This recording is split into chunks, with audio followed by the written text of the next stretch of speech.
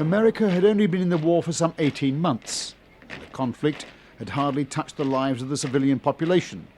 But the relief at the armistice in November 1918 was as great in America as in Britain and France.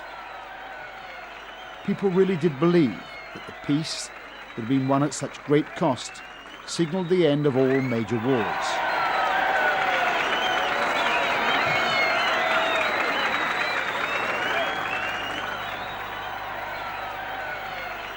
President Wilson led the move to set up a League of Nations to cement the peace, and disarmament became the political watchword, with Britain and the United States in the forefront. In November 1921, they convened in Washington an international disarmament conference. Delegates came from all over the world, including Japan, at that time an ally. The focus of the conference was naval strength, the major weapon of all the imperial powers in extending their influence around the world. The object of the conference was the signing of a five-power treaty, which would define precisely the tonnage allowed to the world's navies, the most important being the Royal Navy of Great Britain, the US Navy, and the Imperial Navy of Japan. The British and the US were agreed they would get an equal tonnage of warships. The Japanese delegation were under strict instructions from their government to get as close as possible to parity with the US and UK naval forces as a full ally. This was a major power play for the US. The unwritten agenda for the conference was that they were determined to limit the size of the Japanese fleet in the Pacific, where Japan, ostensibly an ally, was already threatening US supremacy. So this was one the US State Department couldn't afford to lose, and they decided to play it dirty. First by persuading the US cable companies to pass on copies of the secret Japanese telegrams coming from Tokyo, and then to try to break the Japanese codes and so learn their intentions. The problem was there was no Japanese-speaking codebreaker in America, indeed no official codebreaking unit. So they called in Herbert Yardley. Yardley was a brilliant, intuitive codebreaker. He served as a major in the US Army and had been sent to Europe during the war to see the work of the British codebreakers. On his return, he was set up in a completely secret black chamber, as it was called, unknown even to the President, to break foreign diplomatic codes, including those of the US allies.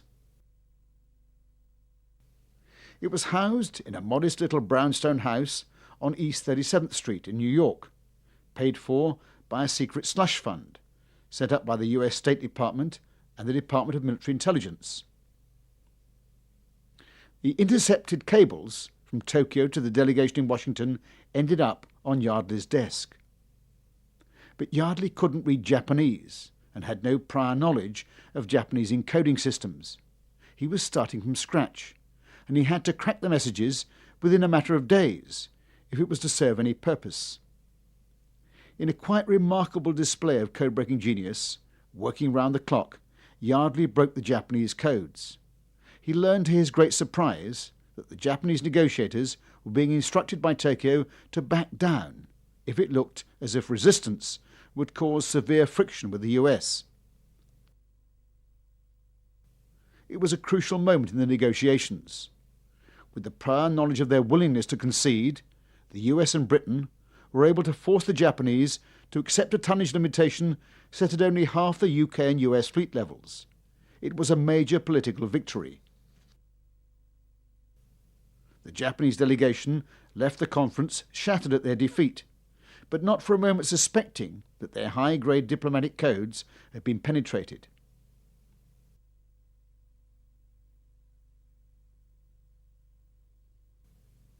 The American Secretary of State, Charles Evans Hughes, had every reason to be pleased by the triumph, but it is by no means certain that he knew just how that victory at the conference had been achieved, that the State Department was funding what was in effect an illicit, undercover code-breaking operation. That was to prove Yardley's downfall. He might have expected to be discreetly rewarded for his remarkable achievement. Instead, when Henry Stimson became Secretary of State for President Hoover and discovered the existence of Yardley's black chamber, he immediately closed it down with the famous, if naive observation, "Gentlemen, do not read each other's mail." Yardley was in some difficulty. Because he'd been paid out of a slush fund, officially he didn't exist, so there was no pension. It was 1929, Wall Street had crashed, millions of Americans were out of work. Yardley had a wife and young son to support and no prospects. He decided to write a book about his exploits, and it was dynamite. Yardley spilled all the beans. The secret spying on the British, French, Russian and Japanese diplomatic codes, the full story behind the deception at the Washington Conference, and much more. To make matters worse, the book was serialized in the popular Saturday Evening Post and became a raging bestseller. In Japan, it caused outrage. Their nation had been made to lose face on the international stage, and the outcome was inevitable. The Japanese, like the Germans, began to investigate codes that they believed to be unbreakable, codes created by machines. Yardley was never to work again as a codebreaker for the United States, and he died in obscurity in 1958. Belatedly, he was offered some official recognition when he was buried with full military honours at the Arlington Cemetery. But his standing as a remarkable codebreaker remains secure. Historian David Kahn. Herbert Yardley was one of the most remarkable characters in the history of cryptology. He was a womanizer, he was a poker player, and he was a drinker. But he was also an extraordinarily excellent codebreaker.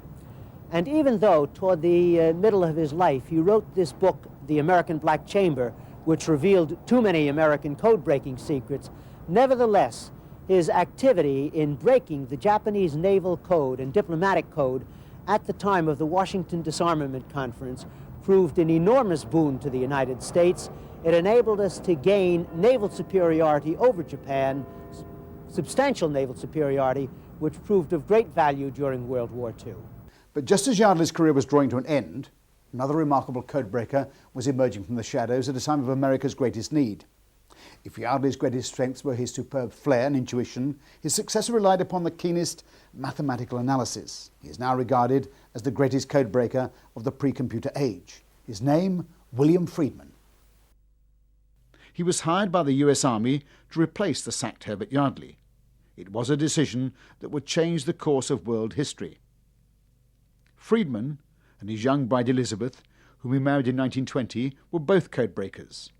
Elizabeth worked for a government agency trying to stop the activities of the bootleggers during the Prohibition years. She had some success. She managed to break the codes they used to arrange pick-up points to transfer booze from Canada and Latin America. Due to Elizabeth Friedman's efforts, many shipments were intercepted and dealt with in a very simple and effective way. They were smashed. It must have been a risky business, with gangsters like Al Capone involved. To what extent William Friedman helped his wife in the solution of the bootlegger ciphers is not known, but as a family they took code breaking to very unusual lengths.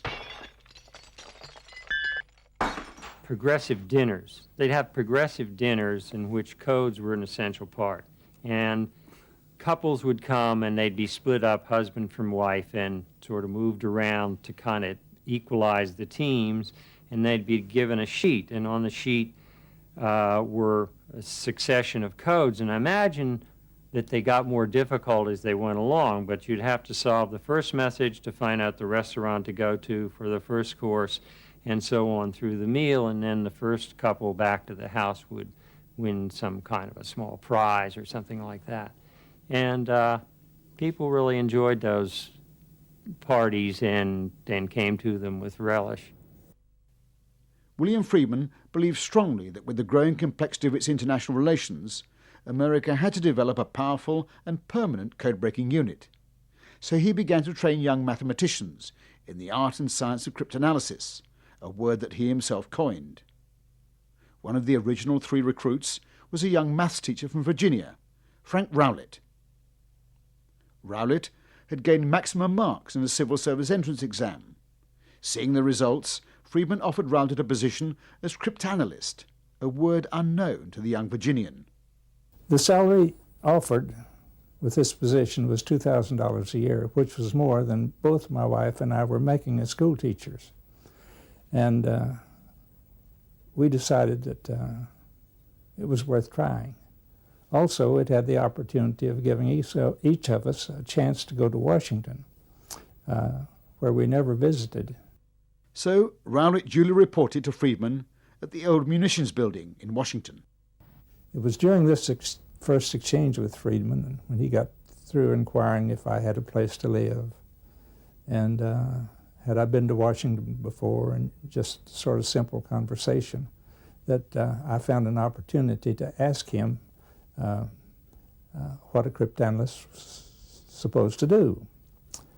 And he said, "You mean you don't know what a cryptanalyst is?" And I said, "I never heard the word before." Then he looked out the window and he said, "Well, that's not strange." He says, "I just invented it." It was 1931, and US Army listening posts were copying coded signals from Japan as the Japanese armies began the ruthless invasion of Manchuria. America realized that these were just the opening moves of a bid to extend Japanese influence right across Southeast Asia.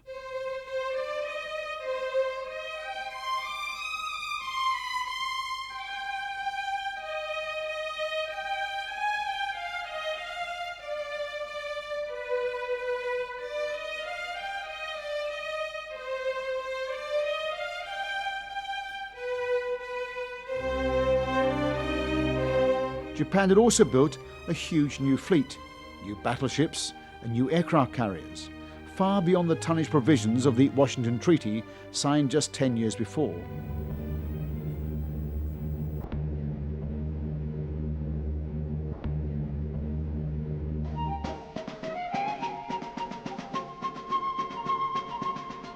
It was becoming clear that Japanese expansionist ambitions were beginning to overshadow US interests in the Pacific, and America too began to extend its Pacific fleet.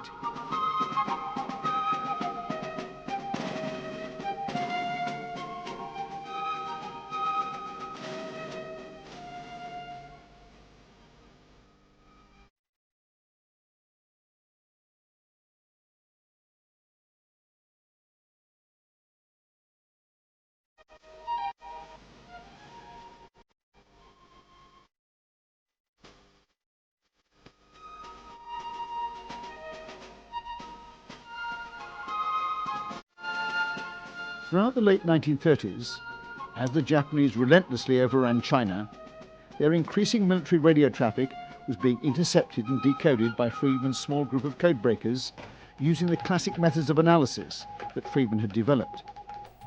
They had penetrated virtually every Japanese coding system. Then, late in 1938, it happened. US Army radio intercept stations in the Pacific began to pick up ciphers that US codebreakers could no longer read. At first they were baffled. Then they realized that the Japanese, like the Germans, had switched their high-grade diplomatic traffic to machine-generated codes that were regarded as being virtually impregnable. Friedman did not, of course, know the Japanese name for the encoding machine, so he codenamed the new unreadable cipher Purple. Of course, we were collaborating with the Navy at that time, and both of us were very anxious to get right onto this new machine, this thing that we early on named Purple. Friedman knew that the Purple traffic was vital because it would contain revealing instructions to Japanese embassies around the world. Basically, the whole of Southeast Asia lay exposed. The Philippines, Dutch East Indies, Indochina, Malaya, all weakly garrisoned by peacetime armies, all rich in the two raw materials of which Japan was being starved, rubber and oil. Moreover, America was almost totally unprepared for war, its army and navy ill-trained, its air force virtually non-existent. And as Japan became increasingly belligerent, knowing its immediate intentions became a matter of national urgency. Only the breaking of Purple could reveal that intelligence. With his small but now experienced team, Friedman was ordered to concentrate on breaking the seemingly unbreakable Japanese machine codes. They had a mountain to climb. All we had was pen and paper and a calculator. One of these desk-type things with 9 rows of keys, 10 columns wide or something like that.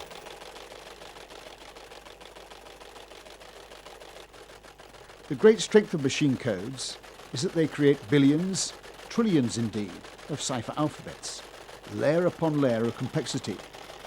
To try to break that with paper and pencil could take literally years. To speed things up, Friedman modified 3 early IBM business tabulating machines as crude computers. His objective, put simply, was to try to create a detailed mathematical model of the Japanese machine so that a replica could be built. Day after day, 24 hours a day, the IBM machines tested millions of possible solutions, but progress was painfully slow. A major problem was the alien and opaque nature of Japanese, which few Americans then understood. And time was running out. The Second World War had broken out in Europe, as Friedman's team worked on in total secrecy. They laboured round the clock, virtually sealed away in room 3416 of the building on Constitutional Avenue in Washington. Friedman drove himself relentlessly as the team inched its way down through the layers of mathematical complexity. Slowly his health gave way under the strain. He became old before his time. But slowly, steadily, patterns were emerging. Friedman must have known about the Enigma machine. Indeed, some of his team argued that Japan probably borrowed Enigma machines to create the Purple Code. Friedman reasoned against that on the basis that Purple was a diplomatic code sent to and from embassies. Therefore, they didn't have to be restricted to a small field machine, which Enigma was, ideal for short tactical messages, but totally unsuited for long diplomatic signals. And of course, he was perfectly right. Friedman may have had some assistance from espionage because his achievement was so colossal, we just don't know. But the breakthrough came when he reasoned that the Purple machine must work using the selectors and relays from an automatic telephone exchange. The array of telephone selectors, the heart of the Purple machine, created trillions of possible cipher alphabets. Theoretically, it was completely unbreakable. Working only from intercepted messages, over a period of 18 months, Friedman and his team had climbed the mountain.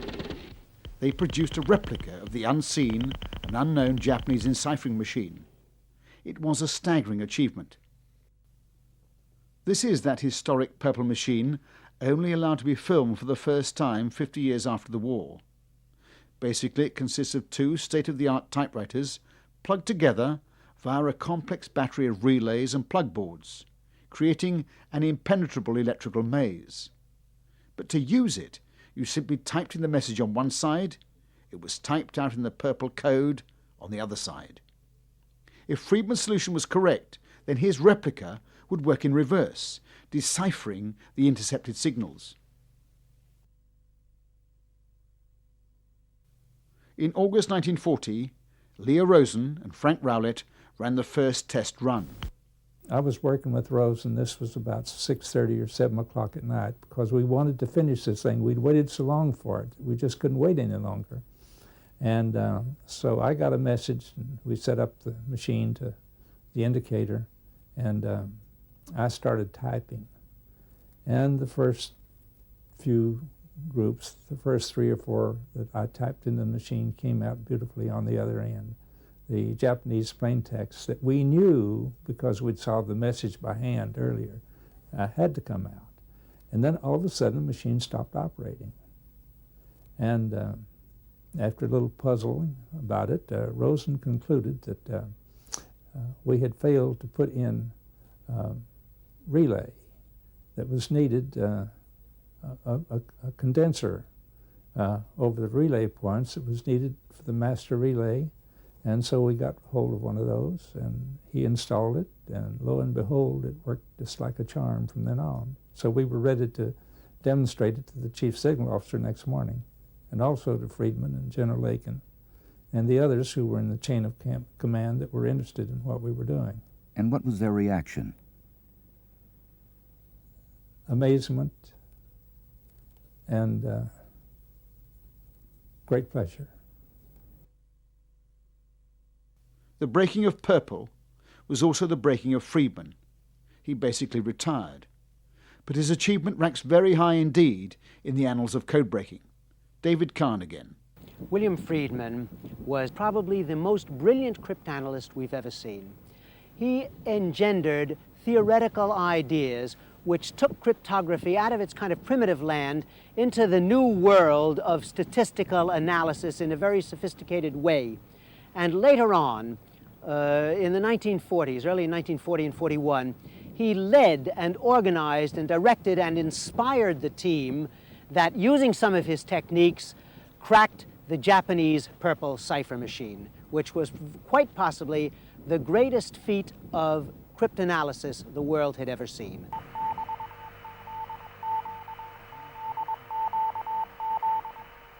The decoded messages from Purple were given the code name Magic, and they were circulated only to the 10 most senior personnel in the USA, and always by hand, including to the President and the Chiefs of Staff.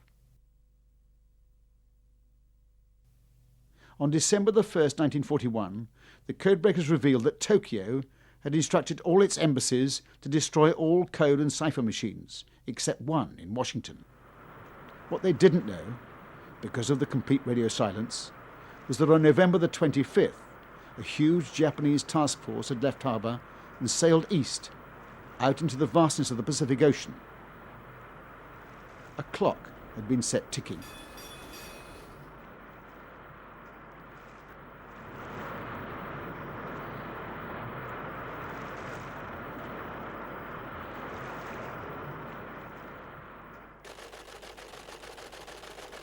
On the evening of the 6th of December 1941, the codebreakers in Washington intercepted a long and involved message to the Japanese embassy in Washington with strict orders not to pass it on to the US government before 1 p.m. the next day. It certainly didn't declare war. Essentially, it broke off relations. President Roosevelt was reading the decoded message that same evening. But it wasn't until late next morning, Sunday the 7th of December, that the generals in Washington made the connection. 1 p.m. Washington time actually was dawn in the Pacific. It was too late.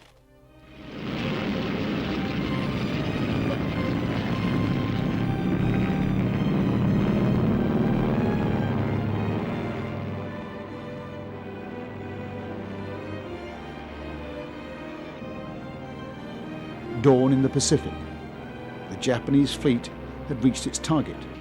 The attacking aircraft were already taking off from the fleet carriers, shaping course for a still sleeping island, the island of Hawaii, on a still, calm Sunday morning.